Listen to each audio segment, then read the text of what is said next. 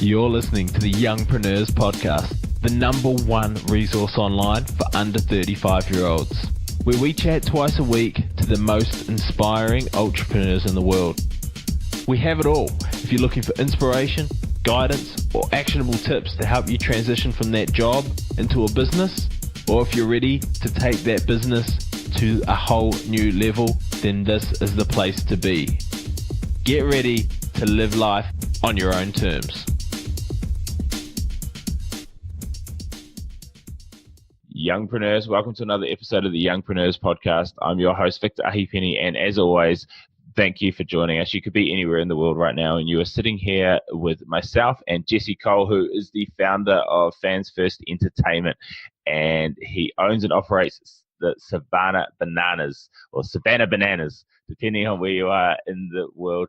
And we're going to delve into what exactly being the owner of that even means. If you're a baseball follower, you may have heard of them, you may not have, but by the end of this, I can guarantee you will not forget them. So welcome to the show, Jesse. Oh, excited to have some fun today. I love to start off and get a bit of an idea of, it's all well and good seeing people where they are right now, but what was entrepreneurship, was owning a baseball team, were all of these things always on the radar for you? Like, what did growing up look like for you? I never thought I would own baseball teams, especially in my early 30s. No, my whole life was playing baseball, actually. I played baseball. I was hoping to go play professionally. And then in college, I tore everything in my shoulder. And that quickly ended that idea of playing professional baseball. So I thought about getting into coaching, but I realized watching baseball, it's pretty boring. I'm probably the only baseball owner in the country that will say baseball is long, slow, and boring. But I was watching it and I wasn't enjoying it. So, I said, you know what, let's look in the front office. Maybe we can change it. And I realized that an opportunity to be an intern with the baseball team. And shortly after that, 2 months into the internship, crazily, the owner offered me the job as a general manager at 23 years old. And I had the opportunity to run a baseball team. And it was at that moment that I realized we're not going to be a baseball team anymore. We're going to be an entertainment company. And we're going to go all in on how to make baseball fun. And that's really where my whole professional career started at 23 years old. And so run me through what the hell was somebody thinking letting a 23-year-old run their baseball team, and how did you, because it's not one of those things where you've kind of, apart from playing, it's not one of those things, I follow the NBA a lot.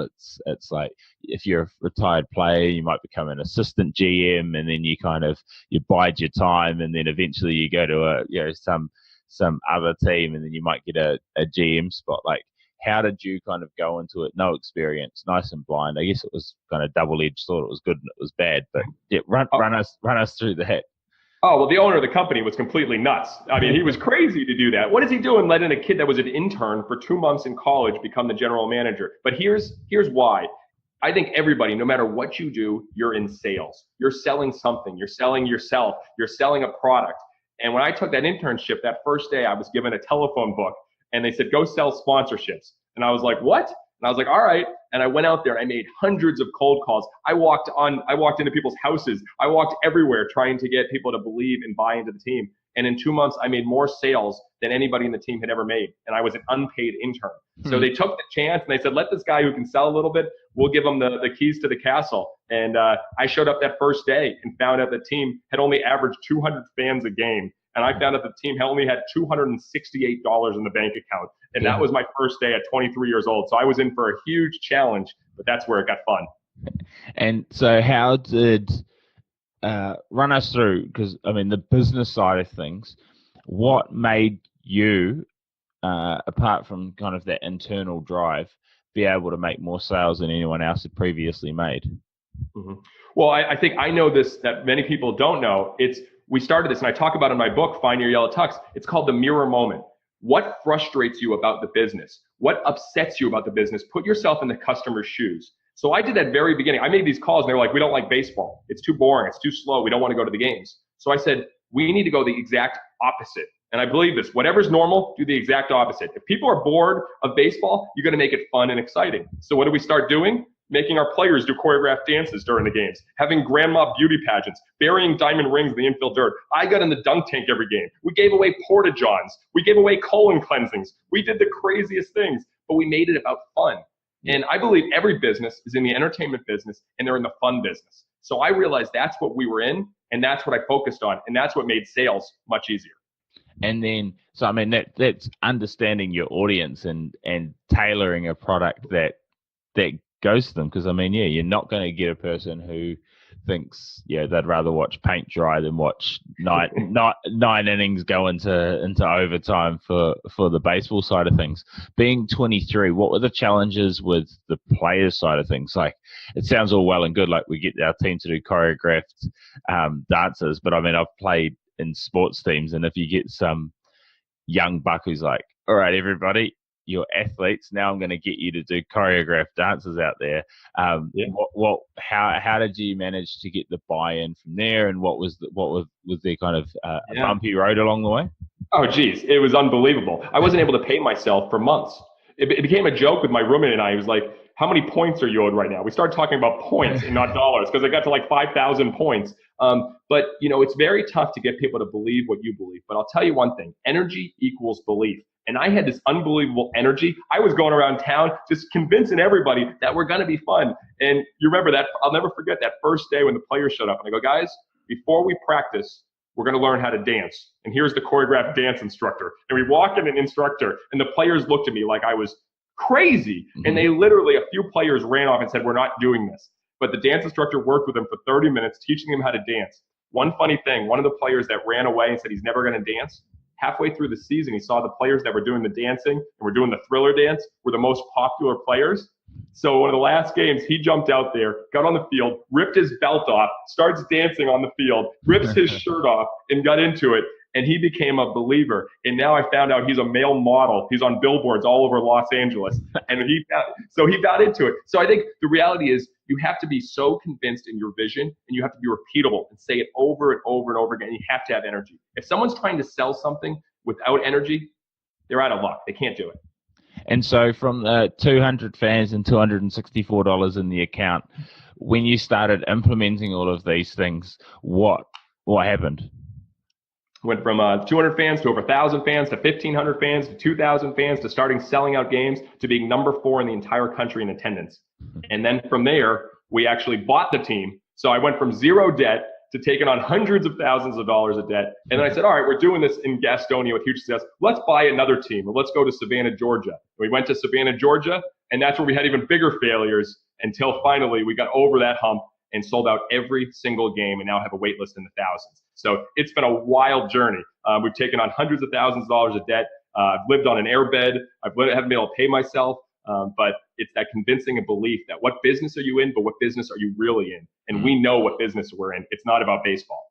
And with you said, bigger failures with the bananas. When you say that, what do you mean?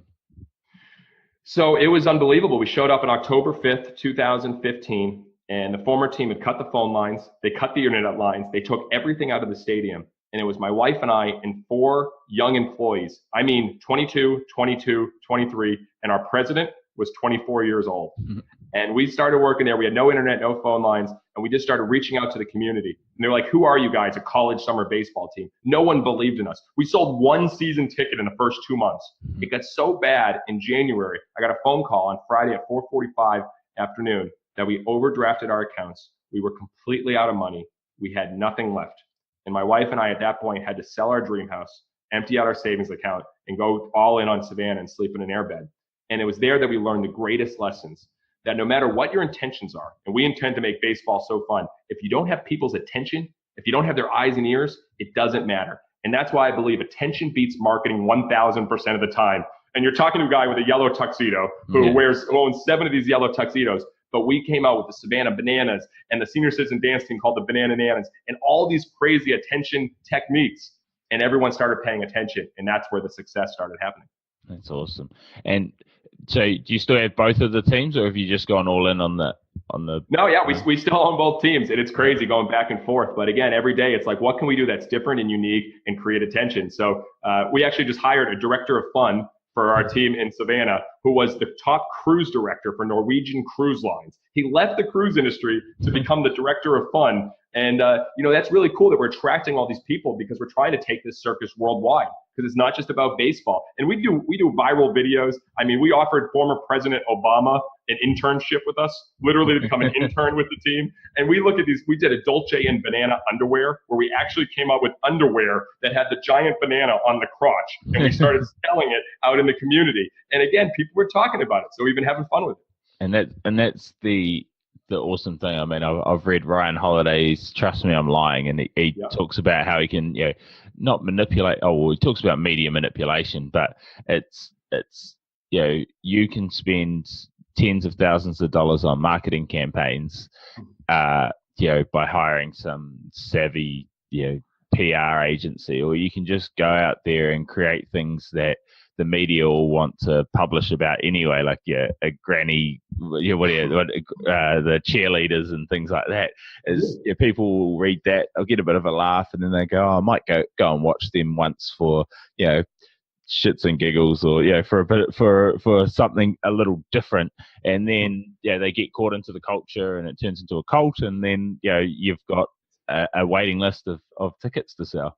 I mean, the key is don't just be in the news, be the news. And that's what we think about every day, is how can we create so much news? And once you create this attention, then you can create the funnel. Like you said, we think everything. How do you create that perfect customer experience? We call it the perfect fan experience. The name of our company is Fans First. So we envision that. I mean, literally all the way through. When people are coming to our games, we have people dressed up as penguins, literally penguins, parking them. They're called our parking penguins. And then we have a 30-piece pep band greeting them. So it's all these things that really have this great attention, and then people talk about it. You don't have to worry about marketing anymore.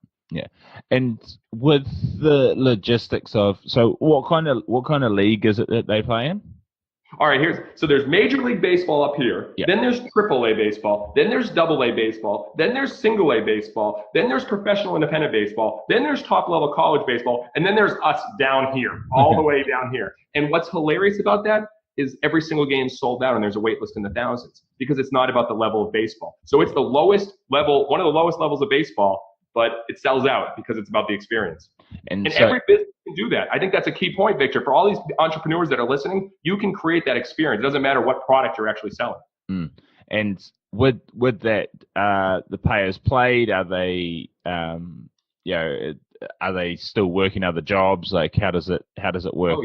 Yeah. Oh yeah, they're not paid. They're in college, because if they were paid, they'd take an NCAA violation. Okay, yeah. Okay, and so with that, how much from the staff that you have, do you get the interns, or what have you found?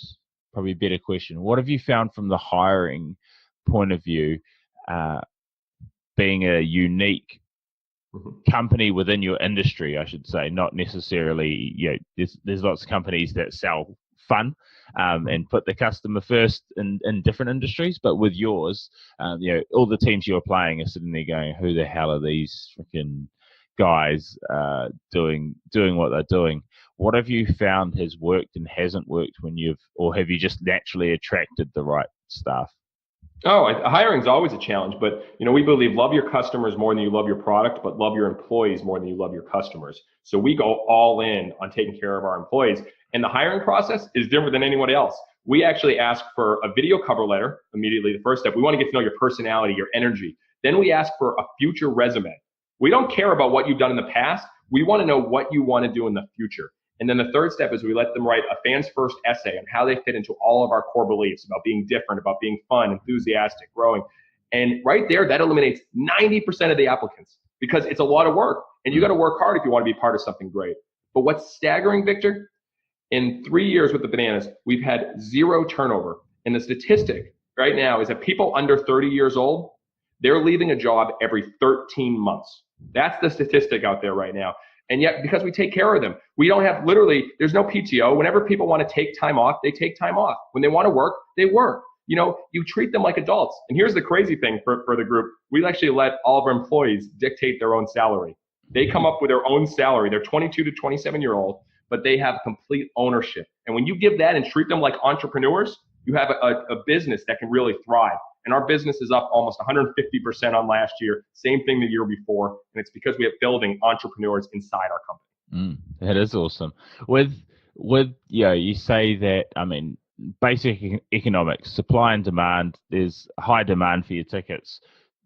Does that mean each year you're raising the ticket prices to cater for the demand, or has it hit a ceiling where you've seen less of a demand? Like how has that gone from because it sounds like a gold mine, like I'm coming over to the States to start a fun baseball team. Most teams lose money, but here's what's crazy about it. In 3 years, we haven't increased ticket prices at all. Maybe because I'm so into this fans first mentality, I don't want to increase prices. We're probably losing lots of money in that sense. Here's the crazy thing. Our tickets are all you can eat. They include all the burgers, hot dogs, chicken sandwiches, soda, water, popcorn, and cookies, and the ticket. How much do you think that costs? I don't know, $100. $15.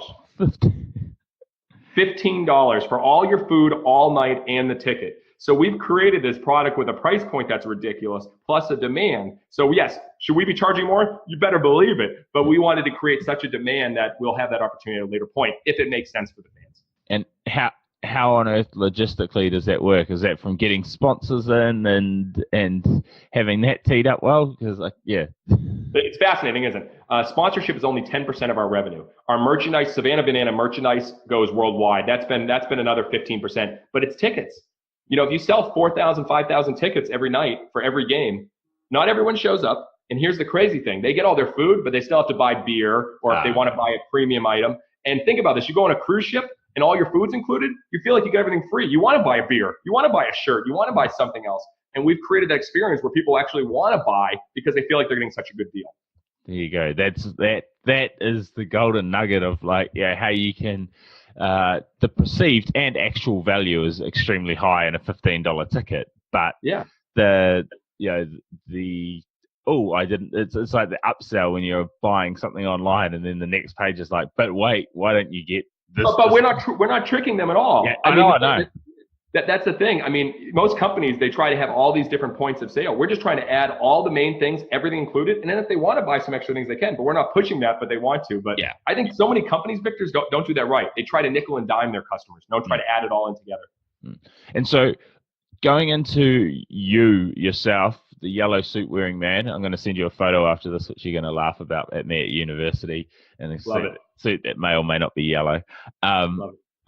With your day-to-day, what does the most ridiculous baseball institution in the US, and I mean that in a really nice, good way, what does the owner of that do on a day-to-day basis? What does your day look like, and how do you manage your time? My job is to bring energy and ideas to the office every day. So we actually have an idea box where we throw in ideas every day and have idea paloozas where we talk about ideas. I'm going around trying to build everyone, keep the energy up. And so what I'll do is I'll meet with our director of fun. I'll meet with our videographer. What videos are we doing? What are we creating at our ballpark this year? You know, what crazy circus acts are we inviting there? So that's my job. And that's, I think, what's so important. And I talk about this in the book. It's find what you're the best at. Victor, I am the worst operations person in the world. If you want me doing concessions or putting up signs or carrying things, I'm a disaster. I mean, I'm horrible. But I focus on the marketing and the ideas and the energy, and I do all that. And as the spokesperson, that has a huge value. So we try to get everyone on our staff doing what they do best. And we've really kind of hopefully figured it out as we're going through the process. Yeah, nice.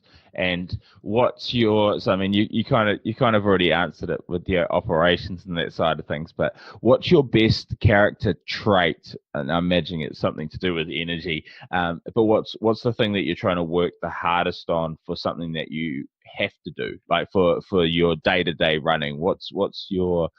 I don't want to say worst habit, but the one that you're working on the hardest.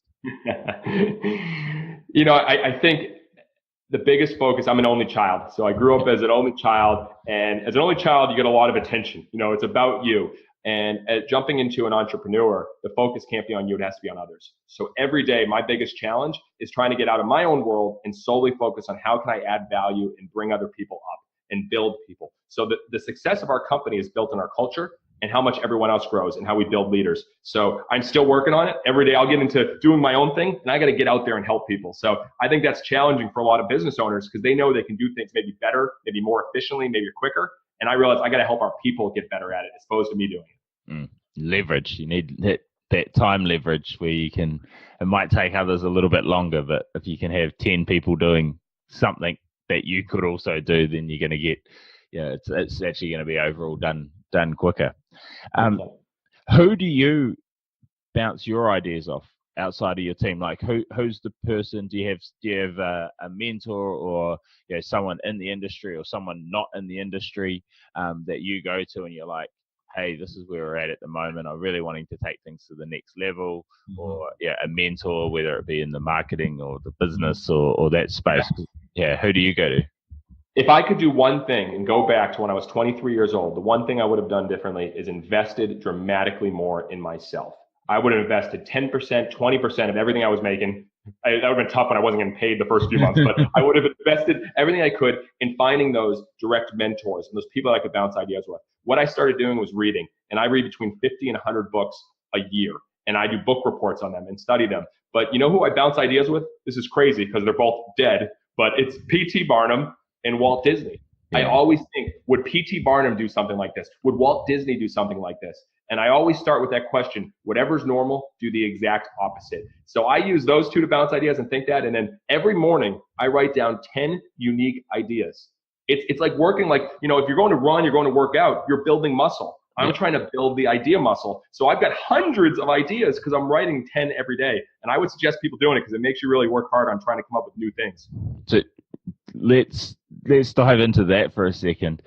10 new ideas. I've chatted to hundreds of entrepreneurs, and so many of them struggle with shiny object syndrome and things like that. So you've got 10 ideas that you're like, oh, I'm going to write these down. And how do you distill them? Do you have a process of distillation so that you're not chasing your tail around, not actually making progress? Yeah, so here's my idea book. So literally every day there's 10 on each page. So here it is. Every day I do 10 pages on each day. I believe ideas are currency, but implementation will make you rich. So what I realized, I try to surround myself with implementers. So I have all the ideas, and I say, all right, guys, here are 10 ideas today. Which ones do you think will make the biggest impact? And now let's figure out who can implement that. So that's kind of the distill process. I will share these with our director of fund. He goes, whoa, those are crazy. And I go, which one you want to implement? And you give them a challenge that way, because you can't always come up with the idea and implement it. So you got to know, again, what are you the best at? That's the whole thing about find your yellow tux and how to be successful by standing out. Go through that journey, go through that process that I share in the book, and then you can build this great company. It's not just yourself. You got other people around you. And run us through your book. How did that come to ideation and apart from looking for your end of year bloody suit to wear to the end of your college inauguration, what is finding your yellow suit? Finding your yellow tux is finding that one.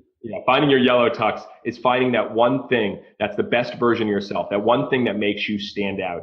And, it was great. I was doing a speech in New Jersey, and they asked me what I want to talk about. I was like, I want to talk about the journey, how people can stand out and rise above all the noise. You don't have to work the 9 to 5 and create your own path.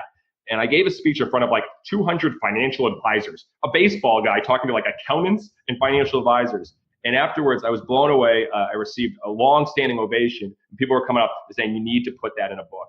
And so I teamed up with a publisher, put it out in January, and I've been blown away by the success, because for young entrepreneurs, they're like, I wish I had that earlier. I wish I had that to follow that as a blueprint. And it's been crazy. It's been a fun ride. And people are like, oh, does that just work for baseball and sports? No, it can work for any business. And that's where I'm having a lot of fun with it.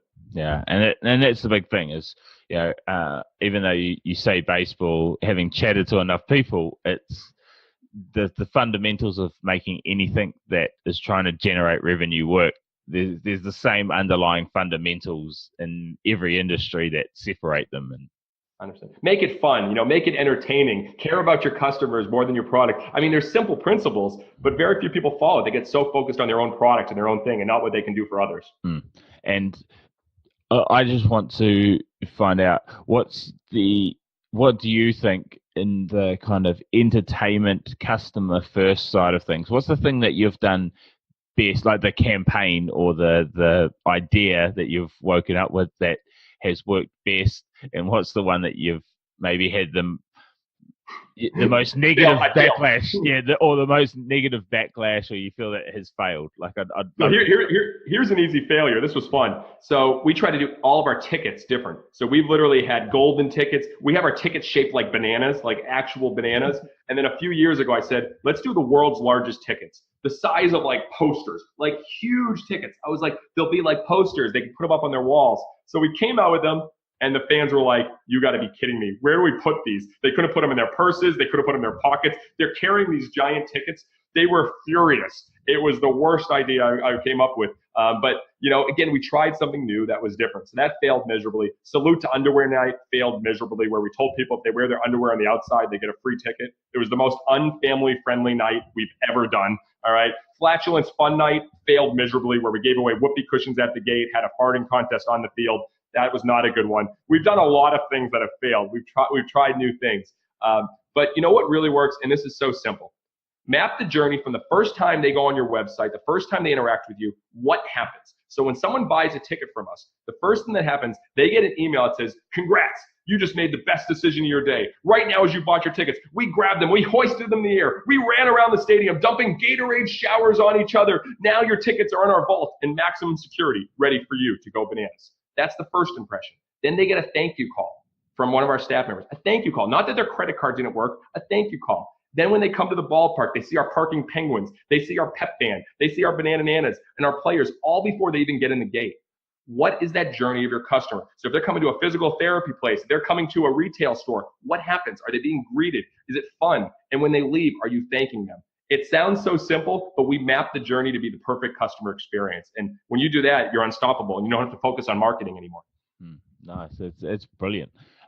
And finally, just to wrap up, I know we've got to be vigilant of time, but with your kind of day-to-day, your readings, the books that you read and things, what is the most, I want to get two books off you because you're obviously an avid reader, the book that's had the biggest impact on you and the best book you've read in the last 12 months? Ooh, that's like asking someone that has like 10 kids. It's like, who's your favorite kid? All right. And I'm thankful I don't have 10 kids. That's a tough question. I go back to a few, and this will surprise. I started in the beginning doing a lot of marketing books. I read Marketing Outrageously and Buzz Marketing and all marketing books. But a couple that's really stood out for me is Everybody Matters by Bob Chapman. And that's really focusing on taking care of your people. That was huge. The Carpenter by John Gordon, love, serve, and care. I know this is serious. Like, why is this guy in the yellow tux talking about these serious books? But that's really put everything in perspective. The TED Talk by Simon Sinek, How Great Leaders Inspire Action, Start With Why, that changed everything for me and how we focus on what we do and why we do it. So, that's a good start. It's funny, I'm probably one of the only authors too. In my book, I recommend about 5 to 10 books at the end of each chapter. So there's like 100 books recommended in my book. But it's a tough question because I think the reality is it's constantly changing. What are you curious about? But I'm always curious about culture, fan experience, and marketing. Yeah, nice. Well, we'll link all of that in passiveincomeyoung.com. Final question for today. Where are you in 2 years' time and what are you doing? Hanging out with you in Australia, all right? We're developing our own Savannah Bananas team down there. You're partying with us, and so is everyone in Australia. That's what we're doing. Sounds perfect to me. So finally, I'd just like to thank you and welcome you and your whole organization. They're all welcome too into the Youngpreneurs family. If people want to find out more about you personally, want to find your book, want to follow your teams, where can they go and what can they do? Well, I got a gift for your listeners. I have been that young entrepreneur. Everyone in our group and our staff is in their 20s. I'm still in that early 30s. So I've got a gift. FindYourYellowTux.com/youngpreneur.com. I'm giving away the 6 secrets to stand out for free. And I've got some other cool videos. You can watch the show on MSNBC, some of the things we've done. So FindYourYellowTux.com/youngpreneur. You can get the gifts for your listenership. Awesome. Well, we'll link all of that into passiveincomeyoung.com. Again, appreciate your time so much. It's been very unique, very interesting, and great insights into a business. That is as old as time almost, baseball, but being done a very unique way. So I really appreciate what you've been able to gift onto all of the listeners. Well, love what you're doing, and thanks for adding so much value to the youngpreneurs out there. Thanks for listening to the Youngpreneurs Podcast. This was proudly brought to you by the Podcast Institute, the #1 training resource to take your business from chasing leads to leads chasing you, and from an absolute amateur to a full-blown authority. If you're looking to take your business to the next level, then a podcast is the obvious answer. You can get national and global exposure in a very fast time, and it's just exactly what I've done with this podcast. So if you want to find out more, get a checklist on how you can get started for under $60, and to find out more through a small training video that I've prepared for you all, then please check out passiveincomeyoung.com/podcast training.